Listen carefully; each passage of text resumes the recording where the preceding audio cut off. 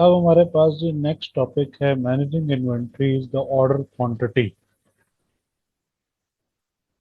The table showed that of the reorder quantities tried 1000 was the most economical. कि हमने जो पहले अभी टेबल पढ़ा उस टेबल में हमें ये पता चला कि 1000 यूनिट्स खरीदने में हमारा जो खर्चा है वो सबसे कम हुआ है. हमारी टोटल होल्डिंग कॉस्ट और टोटल ऑर्डरिंग कॉस्ट सबसे कम है 1000 के ऑर्डर साइज पर, जिसकी एवरेज इन्वेंट्री 500 है, जिसकी टोटल होल्डिंग कॉस्ट जो है वो 2500 है और टोटल ऑर्डरिंग कॉस्ट भी 2500 है. ये इक्वल है. बेसिकली इकोनॉमिक ऑर्डर क्वांटिटी का कॉन्सेप्ट ये कहता है कि EOQ is the order size where holding and ordering cost must be equal and lowest. जैसे हमें पिछले क्वेश्चन में उसने डाटा दिया हुआ था, अगर हम उस डाटा को यूज कर लें इस फार्मूले में और हम ये कहें कि EOQ is equal to 2 ordering cost per order थी 500, एनुअल डिमांड थी 5000 और holding cost per unit per annum थी $5. ये $5 भी इसी अंडर रूट में आ रहा है. तो अब हम इसको सॉल्व करके देख लेते हैं कि हमारे पास कितने यूनिट्स आंसर आएगा. आंसर हमारे पास 1000 यूनिट्स ही आना चाहिए, क्योंकि हम टेबल फॉर्मेट से या टेब्यूलर फॉर्मेट से ये प्रूव कर चुके हैं कि 1000 units is the order size where holding and ordering cost will be equal and lowest. अभी हमने इस लोएस्ट को प्रूव नहीं किया, अभी हमने सिर्फ इतनी बात प्रूव की है कि ये इक्वल है. तो इस फार्मूले से भी हमारे पास जो ऑर्डर साइज आ रहा है वो 1000 यूनिट्स ही आएगा. अब where CO is cost of placing an order, D is annual demand, purchases की एनुअल डिमांड. अगर क्वेश्चन में सेल्स की एनुअल डिमांड भी गिवन हो तो वो यहाँ पे यूज नहीं होगी, परचेजेस की एनुअल डिमांड यूज होगी. फर्दर मैं लिख देता हूँ रॉ मटेरियल की एनुअल डिमांड. अगर वो आपको क्वेश्चन में एनुअल प्रोडक्शन यूनिट्स दे दे 20,000 और कहे कि ईच यूनिट रिक्वायर्ड 3 kgs, तो इसका मतलब 60,000 kgs आपने परचेज करने हैं. तो एनुअल डिमांड किसकी? रॉ मटेरियल की. CH cost of holding 1 unit for 1 year, मैंने पहले ही बताया कि ये 1 साल की होगी. अगर आपको पर यूनिट पर मंथ गिवन हो तो मल्टीप्लाई बाय 12 करना है, पर यूनिट पर क्वार्टर हो तो मल्टीप्लाई बाय 4 करना है. Formula is provided in the exam but you are not told what the symbol mean. Formula तो दे देगा वो, EOQ is equal to under root 2 into CO into D divided by CH. अब आपने ये याद रखना है कि 2 into ordering cost per order into annual demand divided by holding cost per unit per annum. इसके बाद जी हमारे पास आगे है मैनेजिंग इन्वेंट्रीज में ही द ऑर्डर क्वांटिटी EOQ का फार्मूला है. और ये फार्मूले से प्रूव हो चुका हुआ है कि 1000 यूनिट्स ही आएंगे. जो मैंने अभी आपको कैलकुलेशन कर दी कि हमने टेबुलर फॉर्मेट में 1000 यूनिट्स कैलकुलेट किए कर लिए, जिसपे holding and ordering cost lowest थी. हमने EOQ फार्मूले से भी प्रूव कर लिया कि 1000 यूनिट्स ही आएंगे. और हम क्या कर सकते हैं, 1000 यूनिट्स पर अपनी होल्डिंग एंड ऑर्डरिंग कॉस्ट को लोएस्ट भी कर देंगे और इक्वल भी हो जाएगी.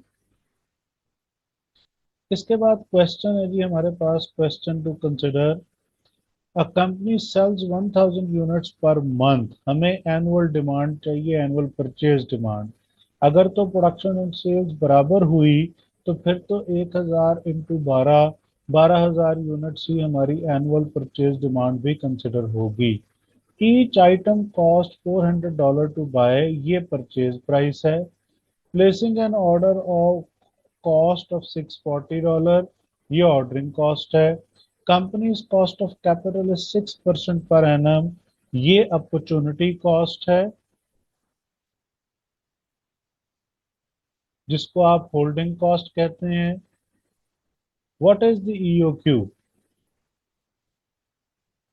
तो अब हम फार्मूला फॉलो करेंगे।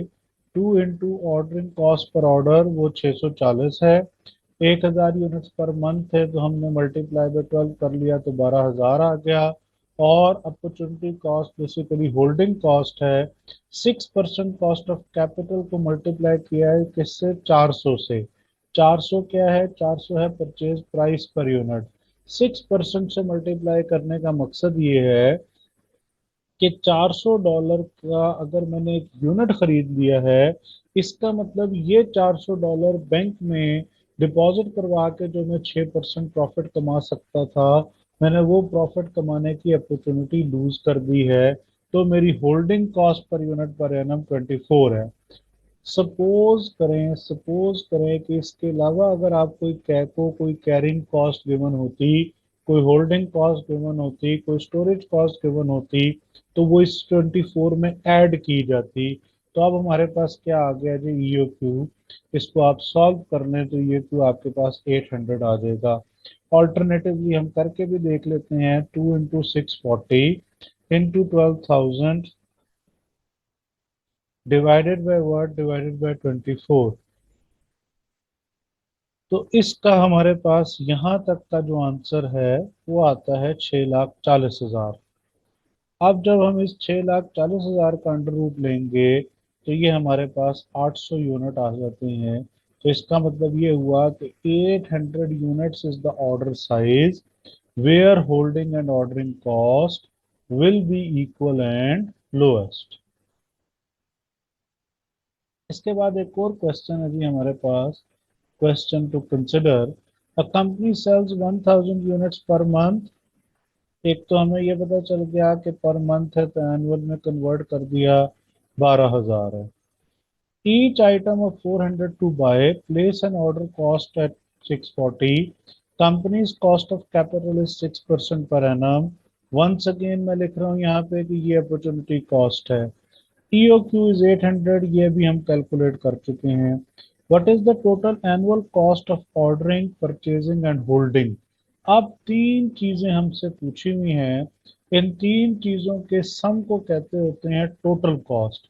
तो बेसिकली हमने क्या बताना है? हमने टोटल कॉस्ट बतानी है कि हमारी टोटल कॉस्ट कितनी होगी। तो टोटल कॉस्ट हम कैलकुलेट कर लेते हैं कि हमारे पास फार्मूलाज क्या क्या है। पहली चीज है ऑर्डरिंग कॉस्ट। तो ऑर्डरिंग कॉस्ट का फार्मूला क्या है जो मैंने पहले भी लिखा था कि एनुअल डिमांड हमने बता दी 12,000 डिवाइडेड बाय ऑर्डर साइज। एक मरतबा में हम 800 यूनिट खरीद रहे हैं। It is multiplied by ordering cost per order 640। तो ये आपके पास आंसर आ गया 9,600। परचेज प्राइस का फार्मूला क्या होगा? Purchase price is equal to annual purchase demand into purchase price per unit. Annual purchase demand है 12,000 यूनिट्स और परचेज प्राइस पर यूनिट है 400। तो 4.8 मिलियन आपके पास आ जाएगा। Holding cost is equal to what? Holding cost is equal to EOQ और order size. EOQ है हमारे पास 800, यह ऑर्डर साइज है 800 divided by 2 plus buffer stock. Buffer stock या सेफ्टी स्टॉक नहीं दिया हुआ, into holding cost per unit per annum 24। हम ये ऑलरेडी 24 कैलकुलेट कर चुके हैं। तो 800 को हमने डिवाइड किया 2 से एंड मल्टीप्लाई बाय 24, तो आंसर क्या आया? 9600। तो रिक्वायरमेंट क्या थी कि इन सब का टोटल पूछा था, तो हमने इन सब को सम कर दिया। तो 4,819,200 हमारे पास टोटल कॉस्ट आ जाएगी। अब आता है जी ईओक्यू विद बल्क डिस्काउंट। इसका कॉन्सेप्ट ये है कि अब आपको सप्लायर ने कहा कि मुझसे 800 यूनिट मत खरीदो यार, मुझसे 1500 यूनिट खरीदो, मुझसे 2000 यूनिट खरीदो, 1600 खरीद लो, 1200 खरीद लो, मैं तुम्हें एक सर्टेन परसेंटेज डिस्काउंट दूंगा। तो अब आप क्या करेंगे? अब आप टोटल कॉस्ट कैलकुलेट करेंगे वंस अगेन, जिसमें total purchase price, total holding cost, total ordering cost तीनों शामिल होंगी। इन सब का टोटल दोबारा कैलकुलेट करके आप बताएंगे कि क्या इसको खरीदना फाइनेंशियली वायबल है या नहीं है। अगर तो इन सब का टोटल जो अभी हमने पहले टोटल कैलकुलेट किया है ईओक्यू के साथ, वो फॉर एग्जांपल था 4,819,200। अगर तो बल्क डिस्काउंट की ऑफर में इन तीनों का टोटल इस 4,819,200 से कम आएगा तो फिर हम सप्लायर की ऑफर को एक्सेप्ट कर लेंगे। लेकिन अगर इन सब का टोटल इस 4,819,200 से ज्यादा आएगा तो फिर हम सप्लायर की ऑफर को रिजेक्ट कर देंगे। The purchase price of goods is relevant if a discount is given for the order of minimum quantity, as it might be worth increasing the order size to get the discount. Work out the EOQ as normal, वो हमने workout कर ली। अगर हम इसी example की बात करें तो वो 800 यूनिट आया है। Work out the total inventory related price at the EOQ ordering, purchasing and holding, तो हमने वो भी कैलकुलेट कर लिया। वो 4,819,200 आया है। ये देख सकते हैं आप, दो चीजें हो गई हैं। Work out the total inventory related price where the discount is first available. अब हमने कैलकुलेट करनी है टोटल कॉस्ट जो कि डिस्काउंट के साथ होगी, और फिर उसे कंपेयर करके देखना है कि क्या वो 4,819,200 के बराबर है, इससे ज्यादा है या इससे कम है। अब हमारे पास क्वेश्चन आता है जी, a company sells 1,000 units per month. Each item costs 400 to buy. Place an order of $640. Company's cost of capital is 6% per annum. Supplier offers a 1% discount of purchases of at least 6,000 units. Annual demand है 1,000 unit into two, 12,000 की। और supplier कह रहा है कि मुझसे एक ही मरतबा में 6,000 यूनिट खरीदो तो मैं 1% डिस्काउंट दूंगा। Should the reorder quantity be moved from its 800 to 6,000, क्या हमें जाना चाहिए या नहीं जाना चाहिए, जबकि अभी 800 यूनिट खरीदने पे हमारी टोटल कॉस्ट जो है वो 4,819,200 की है।